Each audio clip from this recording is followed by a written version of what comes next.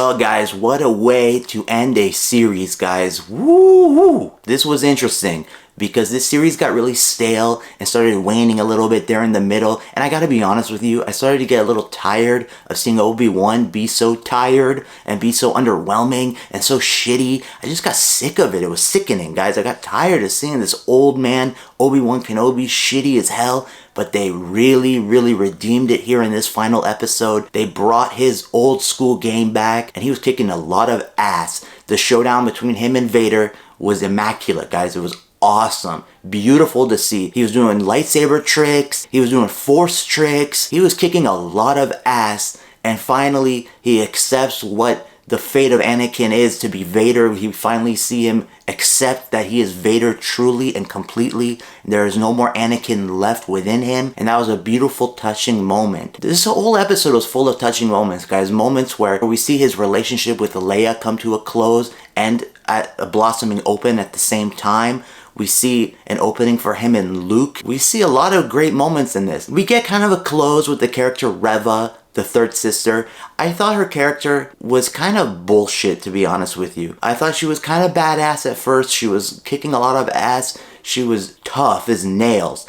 And then things kind of went south with her character in the episodes where she was a youngling and Anakin killed all of her friends and she was the only one left. And that whole storyline just kind of, it got muddled a little bit. Like her motivations and the reasons she's doing the things that she's doing, but the way that she's going about it, it all just seemed very muddled and weak. I just didn't like her storyline at all. She seemed very underwhelming. She went from being up here, badass, to down here being weak as hell. So they kind of really screwed her character up completely because she could have been a lot more interesting and compelling. Overall, this series, I gotta say, was compelling and it was interesting. Kumail Nanjiani really was a breath of fresh air. I really appreciated his character. The comedic genius that he brought to it was very great. The timing, his comedic moments, the laughter, it was all very refreshing and very needed throughout this series. It was great. My favorite element of this series, guys, compared to other series, is that we get multiple worlds in this, like Daiyu, Tatooine as usual, Alderaan. We get to see a plethora of different worlds, and you can see that they really put a lot of money in this show.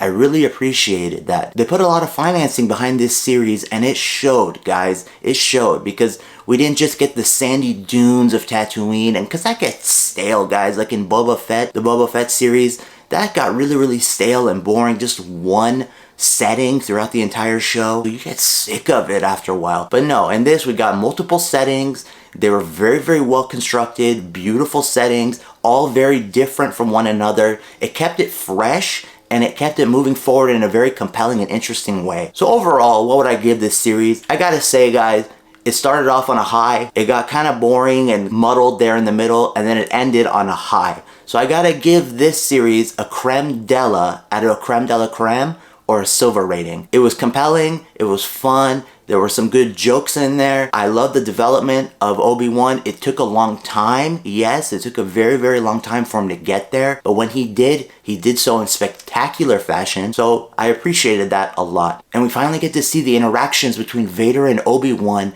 and how their relationship has come to be the way it is now. And I really appreciated that a lot. I love seeing that insight into their relationship. It was beautiful. It was really nice to see. Let me know what you guys thought of this series. I'm really curious to know how you guys think it compares to other series like The Book of Boba Fett or The Mandalorian.